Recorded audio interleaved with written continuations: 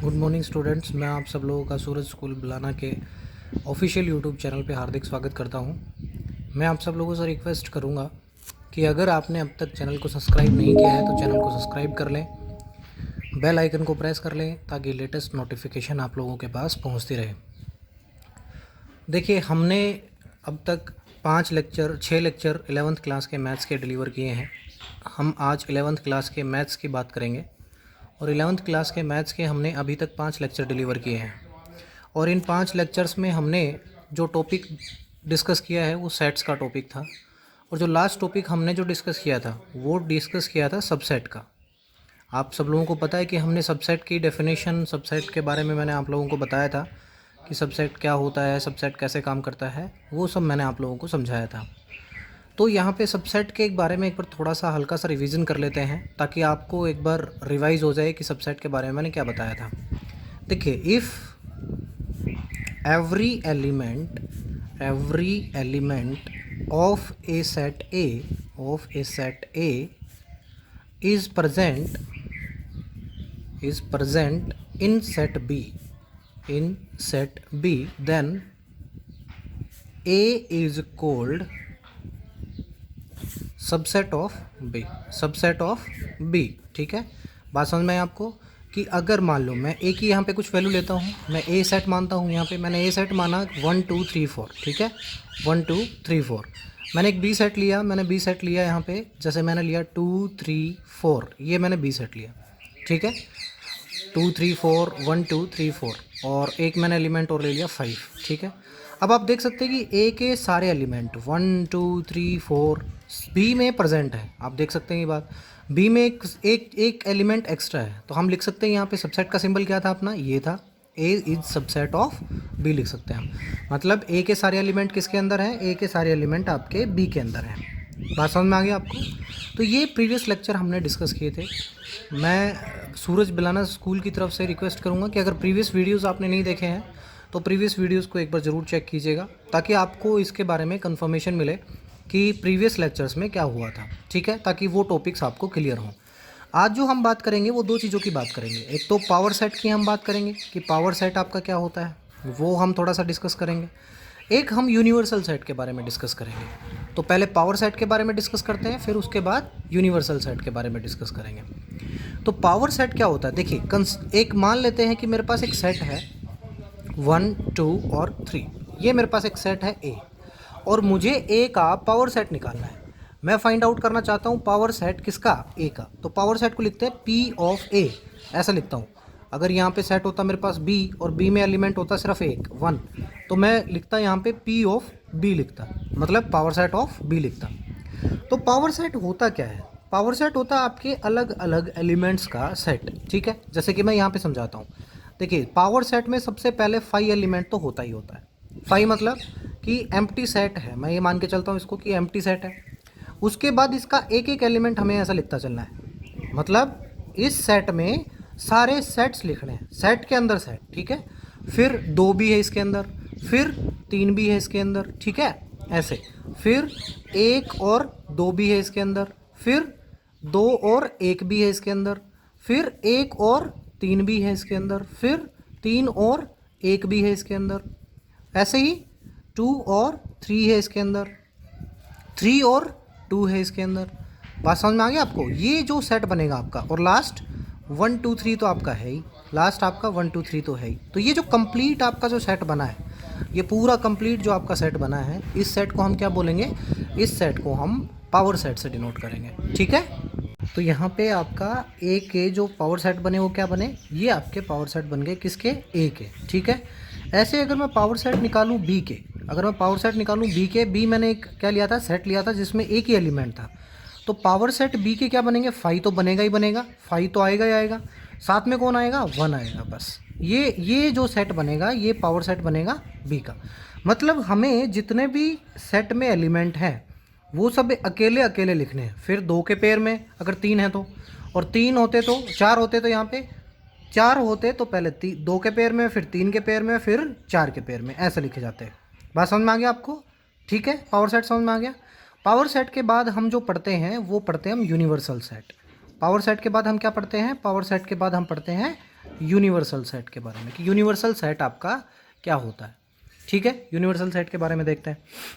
देखिए universal set क्या होता है आपका, तो सेट जो आपका टोटल सेट होता है, यूनिवर्सल सेट को आप यू से रिप्रेजेंट करते हैं, और यू का मतलब आप कह सकते हैं कि एक, जैसे कि मैं मान के चलूँ यहाँ पे 1 2 3 4, ये मेरे पास एक सेट था ए।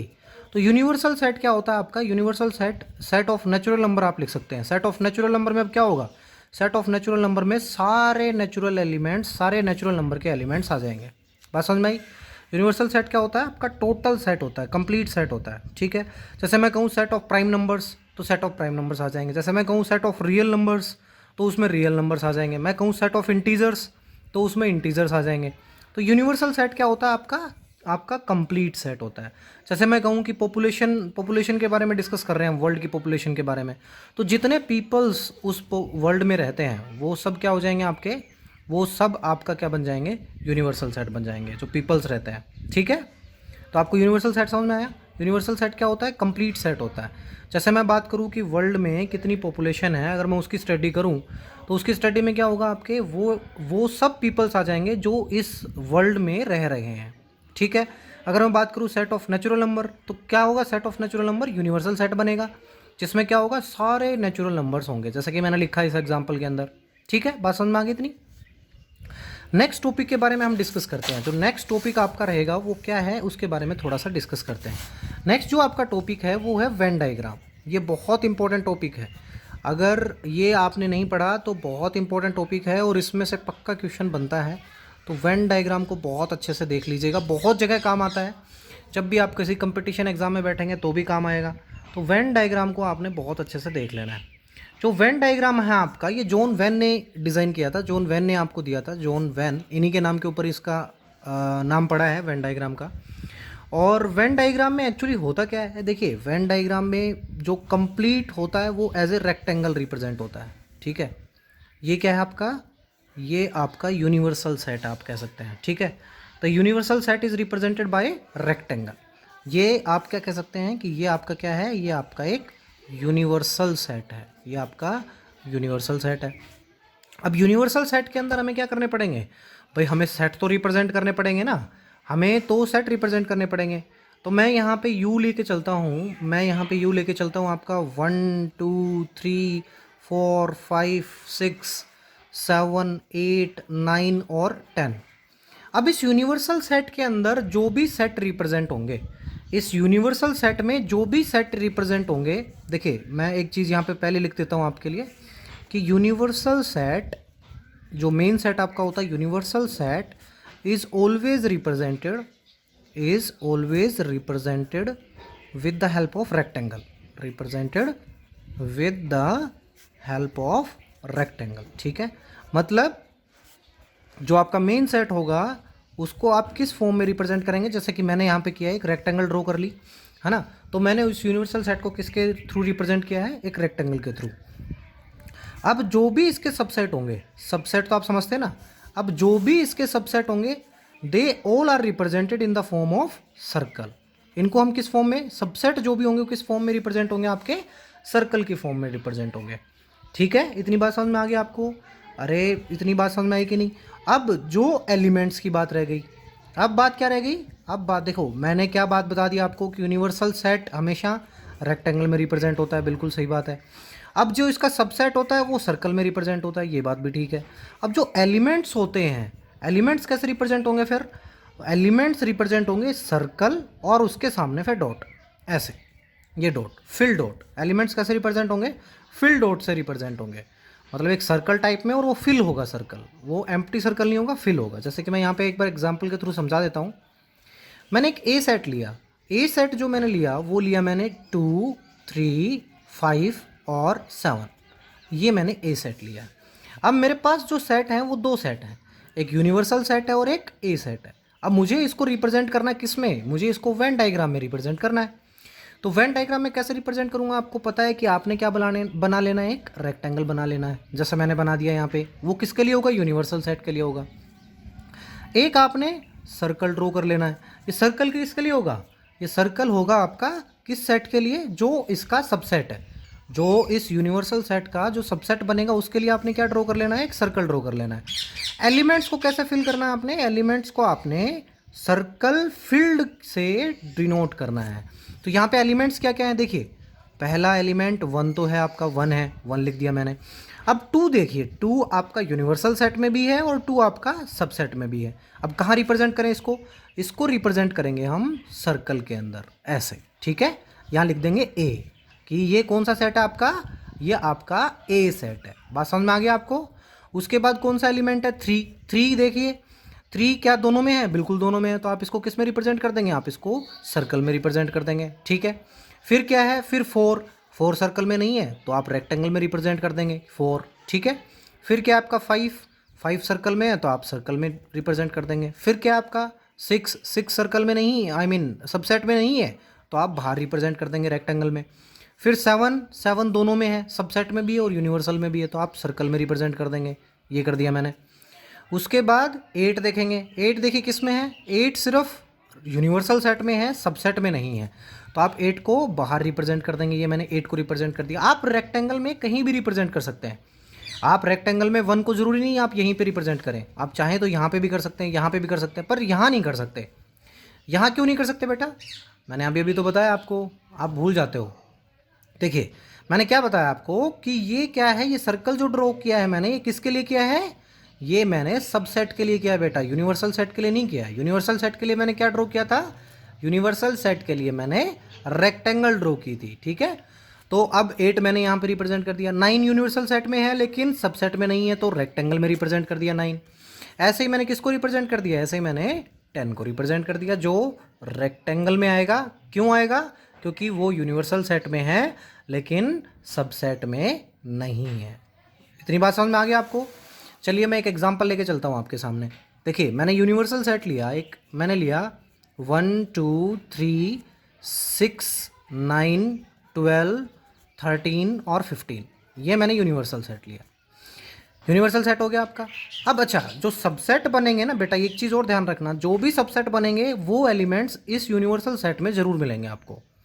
आप इसके कितने भी सबसेट बनाओ, आप 1 2 3 4 5 कितने भी सबसेट बनाओ, लेकिन वो सब आपको इस यूनिवर्सल सेट में ज़रूर मिलेंगे, ठीक है। मैंने एक सबसेट बनाया ए सबसेट मैंने क्या बनाया, 1 2 और 6, ये बना दिया मैंने। एक मैंने बी सबसेट बनाया, बी सबसेट क्या बनाया मैंने, 6 9 12, ये बना दिया। और एक मैंने सी सबसेट बनाया, सी सबसेट क्या बनाया मैंने, 12 और 15।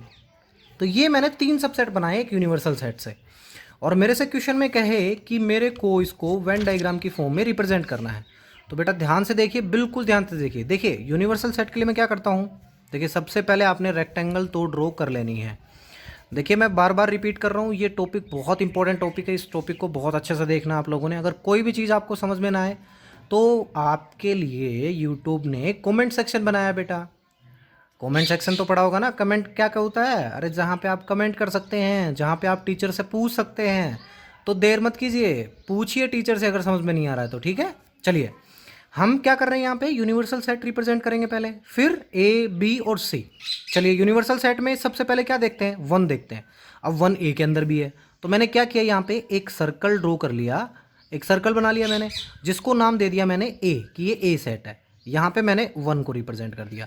अब इसका मतलब क्या हुआ कि 1 ए सबसेट में तो है ही है, साथ में किसके अंदर है, यूनिवर्सल सेट में भी है बेटा, ठीक है। फिर उसके बाद मैंने क्या किया, मैंने 2 देखा, 2 ए में भी है और यूनिवर्सल सेट में भी है, मैंने 2 रिप्रेजेंट कर दिया, ये 2 रिप्रेजेंट हो गया। उसके बाद मैंने देखा कि कौन सा एलिमेंट आया, 6। अब 6 ए में भी है और बी में भी है, तो मैं क्या करूँगा, मैं यहाँ पे इस ए को ऐसे कट करूँगा, इस ए को ऐसे कट करूँगा, ठीक है। अब क्या करूँगा, यहाँ पे क्या करूँगा, मैं लिख दूँगा ये 6 डिनोट कर दिया। क्यों किया मैंने 6 दोनों के बीच में, क्योंकि 6 जो एलिमेंट अब आपका सॉरी जो आपका 6 एलिमेंट है वो ए सॉरी जो आपका 6 एलिमेंट है वो ए सेट में भी है और बी सेट में भी है। तो हमने क्या किया, हमने इन दोनों को कट कर लिया और कट करके जो इनका मिड सेक्शन बना, जो इन दोनों का कॉमन सेक्शन बना, वहाँ पे किसको रिप्रेजेंट कर दिया मैंने, 6 को रिप्रेजेंट कर दिया। 6 के बाद 9 है, 9 ए में नहीं है लेकिन बी में है, तो मैंने 9 को यहाँ रिप्रेजेंट कर दिया। उसके बाद नेक्स्ट कौन सा है, नेक्स्ट आपका एलिमेंट है 12। अब 12 बी में भी है और सी में भी है, तो मैं क्या करूँगा, सी को इंटरसेक्ट कर दूंगा बी के साथ और यहाँ लिख दूंगा 12। अब यहाँ लिख दूंगा सी। अब देखिए 12 जो एलिमेंट आपका है ये किस किस के अंदर है, ये आपका बी के अंदर भी है और सी के अंदर भी है। अलग से कौन सा एलिमेंट रह गया आपका 13, 13 किसी के अंदर नहीं है, तो आप 13 को बाहर लिख देंगे, ठीक है, क्योंकि 13 देखिए ना ही तो सी के अंदर, ना बी के अंदर, ना ही ए के अंदर, ठीक है। उसके बाद कौन सा बच गया 15, यहाँ मैंने 15 लिख दिया। बात समझ में आ गया आपको। तो ये एक तरीका है वेन डायग्राम को रिप्रेजेंट करने का। आज तक के लिए बस इतना ही, कल मिलेंगे, कल फिर मुलाकात करेंगे एक नए टॉपिक के साथ, इस वेन डायग्राम को कंप्लीट करेंगे। तो मैं आप सब लोगों का सूरज स्कूल के इस लाइव चैनल पे बने रहने के लिए धन्यवाद करता हूँ। और मैं रिक्वेस्ट करता हूँ, अब तो रिक्वेस्ट नहीं करनी चाहिए, अब तो आपको सब कुछ समझ में आ रहा है, तो ये आपका फ़र्ज़ हो गया अब कि चैनल को सब्सक्राइब करें, वीडियो को लाइक करें और शेयर करें। देखिए जितना शेयर करेंगे उतनी ही नॉलेज दूसरे लोगों के पास भी पहुंचेगी, आपके फ्रेंड सर्कल के पास पहुंचेगी और आपका फ्रेंड सर्कल भी पढ़ेगा, ठीक है। तो और अगर बुक इशू नहीं करवाइए ना, तो बुक इशू करवा ले बेटा। देखिए बुक बहुत ज़रूरी है, आपकी एक्सरसाइज 1.3 कंप्लीट हो चुकी हैं और एक्सरसाइज 1.3 तक अगर आपने कंप्लीट नहीं की है तो मेरा पढ़ाना व्यर्थ है। तो बुक इशू करवा लें ताकि आप एक्सरसाइज 1.3 तक कंप्लीट कर पाएँ, ठीक है। तो तब तक के लिए, कल तक के लिए, जय हिंद, जय भारत, धन्यवाद।